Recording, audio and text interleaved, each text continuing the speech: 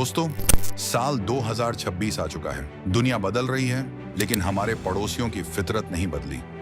एक तरफ ड्रैगन अपनी आग उगलने की कोशिश कर रहा है, तो दूसरी तरफ हमारा वो पड़ोसी जो अपनी हरकतों से बाज नहीं आता, समंदर के रास्ते भारत की घेराबंदी करने के सपने देख रहा है। लेकिन रुकिए, उन्हें नहीं पता कि जिस समंदर को वो अपना खेल का मैदान समझ रहे थे, वहां भारत ने खामोशी से एक ऐसी बिसात बिछा दी है जिससे उनकी रूह कांप जाएगी। हवा में बातें बहुत होती हैं, फाइटर जेट्स की गर्जना सबको सुनाई देती है, लेकिन असली खेल वहां चल रहा है जहां सूरज की रोशनी भी नहीं पहुंचती। समंदर की काली गहराइयों में वहां एक ऐसी साइलेंट वॉर छिड़ी हुई है जिसका शोर बाहर नहीं आता, लेकिन नतीजा मुल्कों के नक्शे बदल सकता है। चीन और पाकिस्तान को लग रहा था कि उनकी पनडुब्बियां, उनके सबमरीन बेड़े भारत को डरा देंगे। उन्हें लगा था कि अमेरिका का साथ न मिलना या रूस की अपनी मजबूरियां भारत को कमजोर कर देंगी। लेकिन उन्हें यह अंदाजा ही नहीं था कि भारत ने फ्रांस के नेवल ग्रुप के साथ मिलकर अपनी ही धरती पर, अपने ही डॉकयार्ड में एक ऐसा अंडरवाटर शिकारी तैयार कर लिया है जो बिना आवाज किए दुश्मन की सांसें रोक सकता है। जी हां, आज हम उस राज से पर्दा उठाने जा रहे हैं जो भारत के दुश्मनों के लिए वो साक्षात काल है। DRDO की वो कौन सी सीक्रेट तकनीक है जिसने 2026 में पासा पलट दिया है? आखिर फ्रांस के नेवल ग्रुप ने वो क्या दे दिया जो अमेरिका आज तक नहीं दे पाया? समंदर में भारत को घेरने के लिए आगे बढ़ रहे थे चीन और पाकिस्तान, लेकिन फ्रांस के नेवल ग्रुप ने बीच में आकर ऐसा क्या किया कि दुश्मन के खेमे में मच गया बवंडर। DRDO ने वो कौन सी जादुई तकनीक हमारी सबमरीन्स में फिट कर दी है जिससे चीन की न्यूक्लियर सबमरीन्स की भी सांसें उखड़ने लगी हैं? भारत को आज तक जो सुपर पावर अमेरिका नहीं दे पाया, रूस अपनी उलझनों में नहीं दे पाया, वो फ्रांस के नेवल ग्रुप ने चुपके भारत की झोली में कैसे डाल दिया।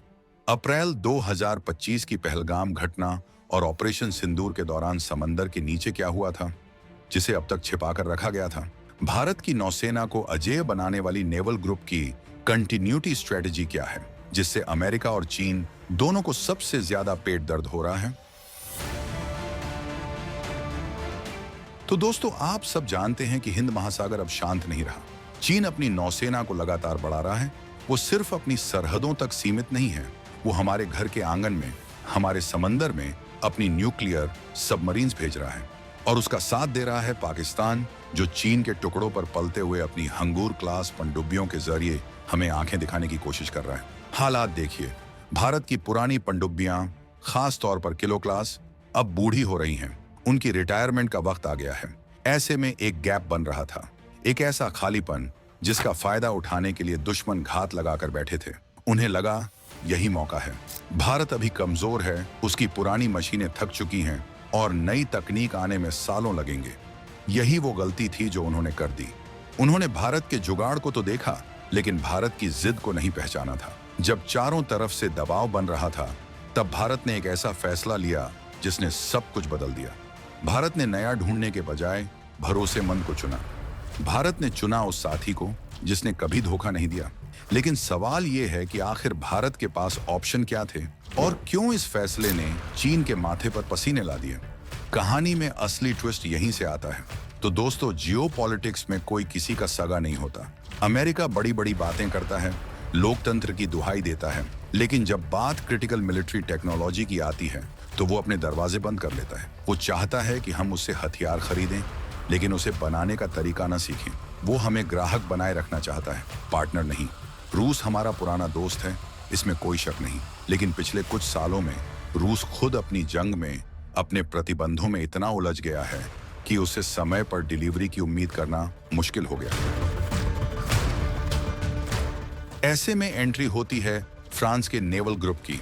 नेवल ग्रुप ने वो किया जो किसी ने नहीं सोचा था। उसने सिर्फ हमें मछली नहीं दी, बल्कि मछली पकड़ना सिखा दिया। उसने हमें पनडुब्बी बेचकर पल्ला नहीं झाड़ा, बल्कि उसने कहा, आओ हमारे साथ मिलकर भारत में बनाओ। ये जो कल्वरी क्लास या स्कॉर्पिन पनडुब्बियां हैं, ये सिर्फ लोहे और स्टील का ढांचा नहीं है, ये भारत की संप्रभुता की गारंटी है।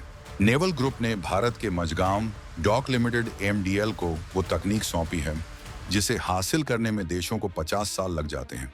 आज 2026 में हमारे पास सिर्फ पनडुब्बियां नहीं हैं, हमारे पास उनको बनाने वाले हाथ हैं, उनको रिपेयर करने वाला दिमाग है और उनको ऑपरेट करने वाले जांबाज हैं।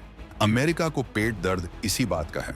उसे डर है कि अगर भारत खुद अपनी सबमरीन्स बनाने लगा, अपनी तकनीक डेवलप करने लगा, तो उसकी दुकान कैसे चलेगी। लेकिन अब बहुत देर हो चुकी है। भारत ने अपनी राह चुन ली है। लेकिन क्या सिर्फ पनडुब्बी बना लेना काफी था? नहीं, असली खेल तो उस तकनीक का है जो इसके अंदर लगी है। वो क्या है, चलिए बताता हूँ। दोस्तों, अब जरा ध्यान से सुनिएगा, क्योंकि ये वो हिस्सा है जहां हम चीन से एक कदम आगे निकल रहे हैं। एक कन्वेंशनल डीजल इलेक्ट्रिक पनडुब्बी की सबसे बड़ी कमजोरी क्या होती है? उसे अपनी बैटरियों को चार्ज करने के लिए हर कुछ दिनों में सतह पर आना पड़ता है। उसे अपनी स्नॉर्कलिंग करनी पड़ती है, और जैसे ही वो सतह के पास आती है, दुश्मन के रडार और सैटेलाइट्स उसे पकड़ सकते हैं। यहीं पर वो मारी जाती है। चीन सोच रहा था कि भारत की पनडुब्बियां भी ऐसी ही होंगी, 2 दिन पानी के नीचे, फिर ऊपर आकर सांस लेंगी और हम उन्हें ठोक देंगे।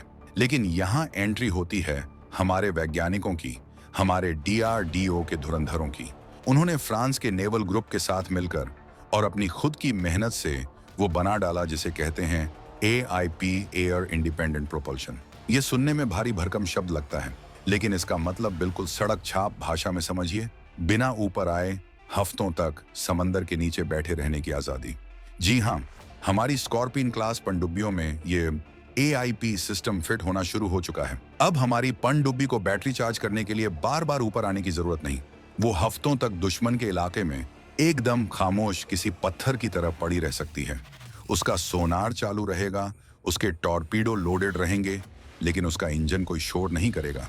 सोचिए, चीन का जहाज हिंद महासागर से गुजर रहा है, उसे लग रहा है पानी साफ है, लेकिन ठीक उसके नीचे 200 मीटर की गहराई में भारत की INS कलवरी या वागीर साइलेंट मोड में उसका इंतजार कर रही है। ये खौफ है जो आज बीजिंग में बैठे जनरलों को सोने नहीं दे रहा। और इसमें एक और मसाला डाला है, लिथियम आयन बैटरियां। ये वो बैटरियां हैं जो ज्यादा पावर देती हैं और ज्यादा देर तक चलती हैं। नेवल ग्रुप और भारत मिलकर इस पर काम कर रहे हैं। ये कॉम्बिनेशन ऐसा है जैसे चीते की रफ्तार और कछुए की लंबी उम्र एक साथ मिल जाए।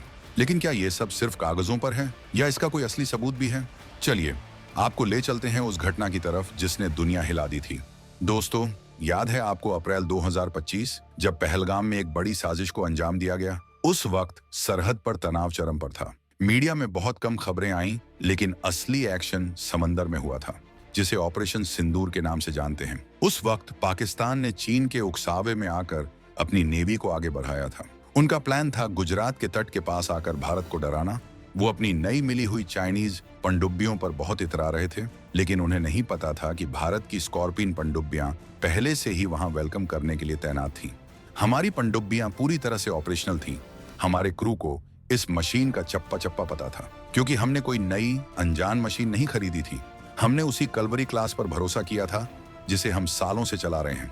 नेवल ग्रुप की दी हुई ट्रेनिंग और सपोर्ट ने हमारे जवानों को इस मशीन का मास्टर बना दिया है। जब ऑपरेशन सिंदूर चरम पर था, उस रात हमारी सबमरीन्स ने दुश्मन की सबमरीन को लॉक कर लिया था।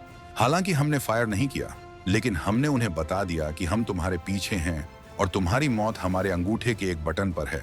दुश्मन की सबमरीन को भनक तक नहीं लगी कि वो कब भारतीय टॉर्पीडो की रेंज में आ गई। जब उन्हें पता चला तो उनके हाथ पांव फूल गए। वो दुम दबाकर उल्टे पैर भागे। ये है वो मैच्योरिटी और कॉम्बैट रेडीनेस जिसकी बात आज हम कर रहे हैं। अगर उस वक्त हम किसी नए देश से नई पनडुब्बी खरीदने के चक्कर में पड़े होते तो शायद हम ट्रायल ही कर रहे होते, लेकिन हमारे पास वो हथियार था जो टेस्टेड था, जो रेडी था। और यही बात सबसे ज्यादा मायने रखती है। जंग में हथियार का ब्रांड न्यू होना जरूरी नहीं, उसका हाथ में होना और चलना जरूरी है। अब जरा बात करते हैं अपने घर की। मेक इन इंडिया या आत्मनिर्भर भारत सिर्फ एक नारा नहीं है, ये एक वॉर स्ट्रेटेजी है। फ्रांस का नेवल ग्रुप ने मजगांव डॉक MDL के साथ मिलकर एक पूरा इकोसिस्टम खड़ा कर दिया। आज भारत में 40 से ज्यादा ऐसी कंपनियां हैं, छोटे छोटे MSME हैं, जो सबमरीन के कल पुर्जे बना रहे हैं। नट बोल्ट से लेकर हाईटेक सेंसर तक सब भारत में बन रहा है। इसका मतलब समझते हैं आप? कल को अगर जंग छिड़ जाए और बॉर्डर सील हो जाए तो हमें स्पेयर पार्ट्स के लिए पेरिस या वॉशिंगटन को फोन करने की जरूरत नहीं पड़ेगी। हम मुंबई में अपनी फैक्ट्री में पुर्जे बनाएंगे और पनडुब्बी को वापस जंग में भेज देंगे। ये है असली आजादी, ये है असली ताकत। कुछ लोग कहते हैं कि हमें और बेहतर और महंगी और बड़ी पनडुब्बियां लेनी चाहिए थी। हो सकता है वो सही हो, लेकिन भाई जंग ब्रोशर देखकर नहीं लड़ी जाती। जंग लड़ी जाती है लॉजिस्टिक्स से। अगर आपकी पनडुब्बी खराब हो गई और उसका इंजीनियर विदेश में बैठा है तो वो पनडुब्बी लोहे का कबाड़ है। लेकिन स्कॉर्पियन के साथ ऐसा नहीं है।